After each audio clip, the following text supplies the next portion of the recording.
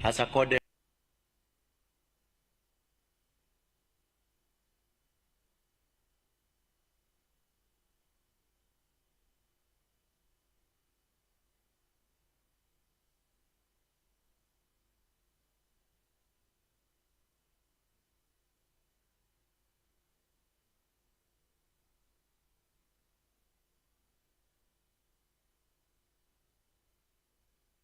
the National Police Service. Indeed, the graduating officers will boost the personnel strength in the service. Additionally,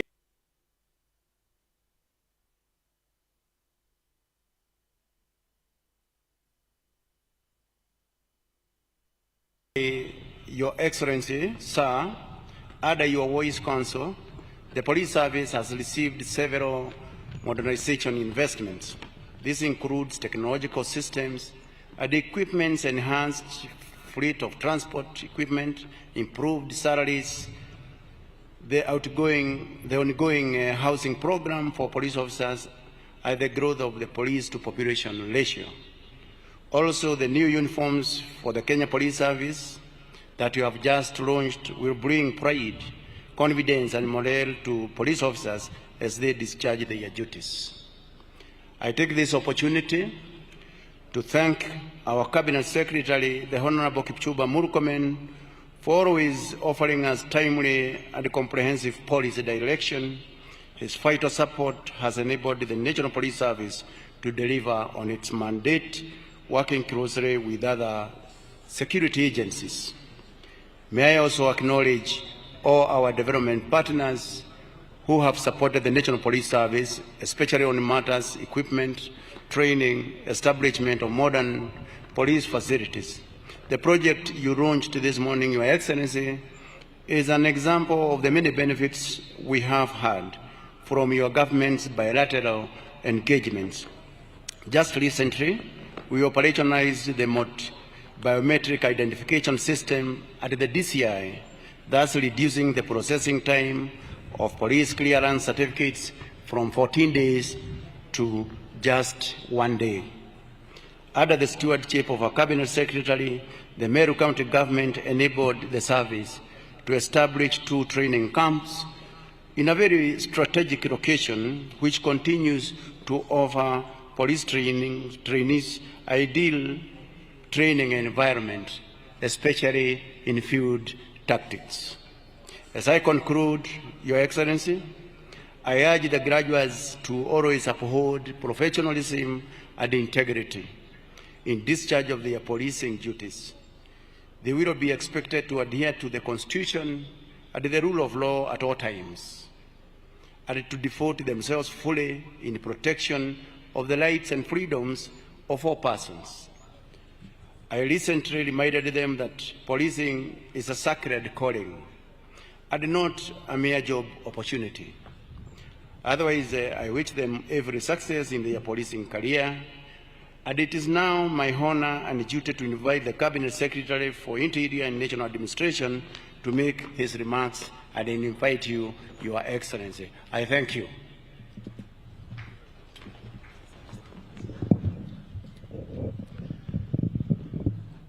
Your Excellency, Dr. William Samoei Ruto, the President of the Republic of Kenya, and the Commander-in-Chief of our Defense Forces, the Inspector General of Police, all the PSs present led by PS Interior, and all distinguished guests, ladies and gentlemen, good morning. Your Excellency, we are here today and accompanied by senior government officials from various agencies. I'd like to acknowledge them, Your Excellency. First, let me start by acknowledging all the PSs, but particularly the PS responsible for Interior and National Administration, Dr. Raymond Omolo and the team. I'd like to acknowledge the members of Parliament present, led by the Area Member of Parliament, Mr. Eric Wamumbi. I'd like to acknowledge our most important committees that have helped us to reach here, led by the chairs of the Committee National Assembly, which is Honorable Tongoyo and the chair in the Senate, Honorable Dulo, Your Excellency, the service commanders who are present. I'd like to acknowledge in a special way the National Police Service Commission, without whom we would not have done the recruitment we did, led by Dr. Komora and the entire team, and all the distinguished guests. I'd like to appreciate them for the support they have given the National Police Service to ensure that this recruitment took place successfully and that, Your Excellency, we are now here for this pass-out parade. Your Excellency, let me start by thanking you for being the President who has stuck to his manifesto. Your Excellency, when you came to office in 2022, you immediately constituted a task force that looked into the welfare of the National Police Service and the working conditions of the National Police Service. And through that task force, the report was given to you on 16th of November 2023. And even before you received the report, you commenced the process of implementing far-reaching reforms in the National Police Service. Your Excellency, where we are today, the progress we have made is as a result of your commitment to implementing the bottom-up economic transformation agenda and sticking to your plan to ensure that we keep our country to become safe. I thank you, Your Excellency, that as a result of that plan, when I came to this ministry, you gave me directive to ensure that I go out all over the country to engage the stakeholders, including the officers in the security sector. And that is why we birthed Jukwaa la Usalama, which ensured that, Your Excellency, we visited every county and addressed every stakeholder that is strategically important for the management of our security. As a result of the same, Your Excellency, the reforms that we have, when we came back with the report, that, Your Excellency, all over the country, the police strength, the numbers across the country was needed to be bolstered. And as a result, you gave a directive that we recruit these officers who are part of the 10,000 police officers recruited by this administration. Let me thank you on behalf of these officers because I visited them, Your Excellency, most of whom come from very humble background, from across the country. This is National Police Service, Your Excellency, a representation of every corner of our country, from Kiunga, Your Excellency, to all the way to Busia, and from, Your Excellency, Malaba, all the way to Kibish and Namanga. All these officers who are here are a representation of our nation. Apart from them being recruited and suitable to serve our country and protect the nation, thank you, Your Excellency, for giving them a job. This is also a source of employment for them. And for some, Your Excellency, they are the only first persons from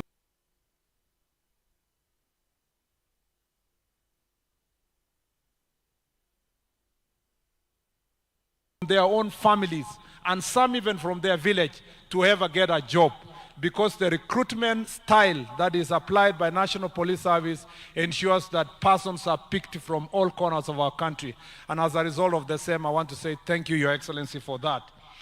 Your Excellency, I also want to thank you because of those reforms in training. The training curriculum that we used this time round has been improved to capture the challenges that are faced by modern police officers who are operating not just physically in various parts of our country, but combating also digital challenges. So the curriculum that we have that has been used to train these officers is modern, it has been improved, and we believe that the officers that are going to graduate today are better trained to serve this nation under the challenges that we face now. That includes dealing with issues of digital crimes or online crimes. It's also dealing with crowd management, dealing with situations of public order, and that, Your Excellency, we believe that through that training, we are going to have better officers. When we went around under Jukwaa la Usalama, we established that, Your Excellency, the National Police Service had gone backwards when it comes to training. The many regional police training institutions had been closed. The continuous training of officers, Your Excellency, was not being adhered to. And as a result, now we have revamped that side of leadership training, starting with the training of the OCSs, who are the most critical component of management of police officers in the local community. And as such, Your Excellency, the OCSs across the country have now been trained afresh. We have also revamped the National Police Training Center in Ngong, and it is now consistently training our officers. We have worked, Your Excellency, to reopen regional police training centers across the country so that there will be continuous training. This college in Kiganjo, Your Excellency, is now being upgraded to the level where, Your Excellency, we are working together with National Defense College to ensure that the National Training Police Academy in Ngong is going to offer diploma and later degree courses for police officers and will ensure that there will be continuous training. When that process will have been enhanced, the Kiganjo Training College will become a campus of the National Police University in the near future. Your Excellency, we have also increased the training grounds, the field training grounds, starting with the training ground that is in Meru, and we will be moving to other areas of Kerio Valley, the northern part of the country, the coastal part of the country, where they are conducive for training. Therefore, Your Excellency, training and training and training is going to be the cornerstone of reforming the National Police Service, because that is extremely important. We would like our police officers to be able to combat the challenges they face, but at the same time to be friendly and work with the members of the public to combat challenges of our time. Your Excellency, when you came to office, you established a police modernization program that ensured that we have protection gear for our police officers. We bought modern vehicles that are anti-personnel carriers. We ensure that we have tactical equipment. You have air support system for our security officers. And we have crowd management equipment that will enable us to deal with protests, especially when they are infiltrated by goons and other criminal elements, and that now our police officers are better equipped to be able to combat challenges they face. Your Excellency, as a result of this modernization, we have been able to reduce acts of banditry, especially in the northern part of the country and Kerio Valley region, by almost 75 to 80%, Your Excellency. There is a remaining about 25% that we are dealing with, especially this corner of Isiolo, Samburu, and Marsabit corner, and Laikipia. Your Excellency, thanks to that effort, now children are back to school, farmers are back to farming. Your Excellency, our country is safe. Our borders are safe from Kiunga all the way to Elwak, all the way to Kibish, all the way to Konyao, even up to Luahaka, Malaba, to Isibania, to all the way to Kwale.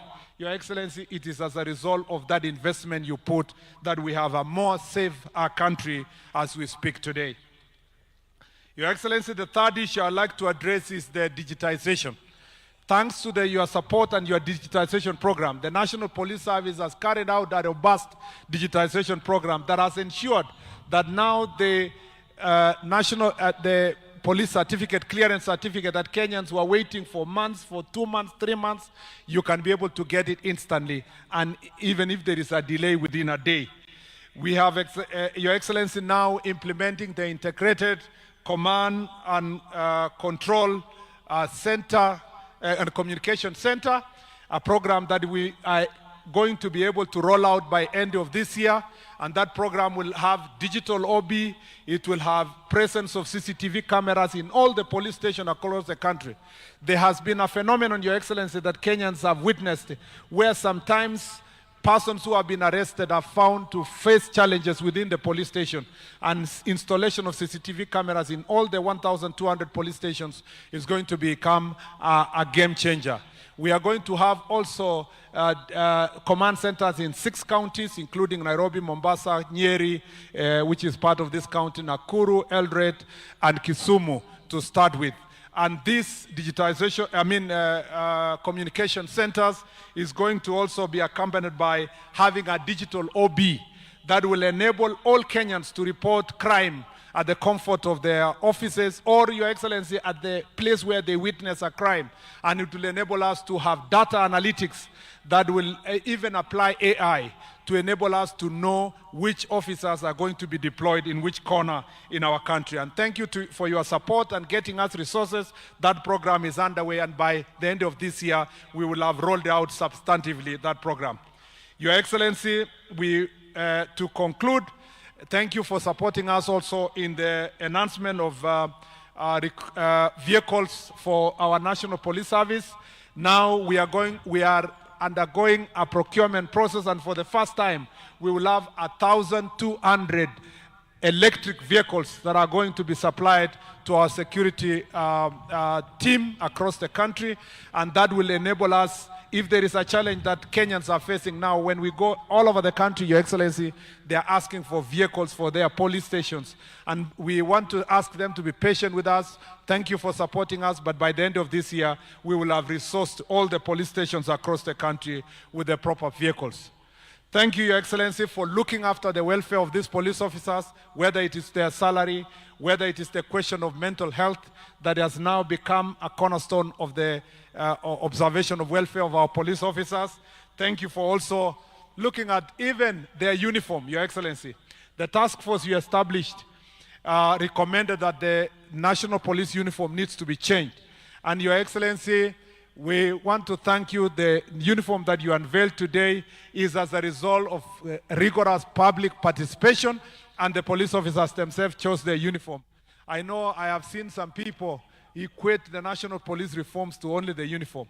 National Police reforms, Your Excellency, cannot even cover 1 hour if I want to speak about it today.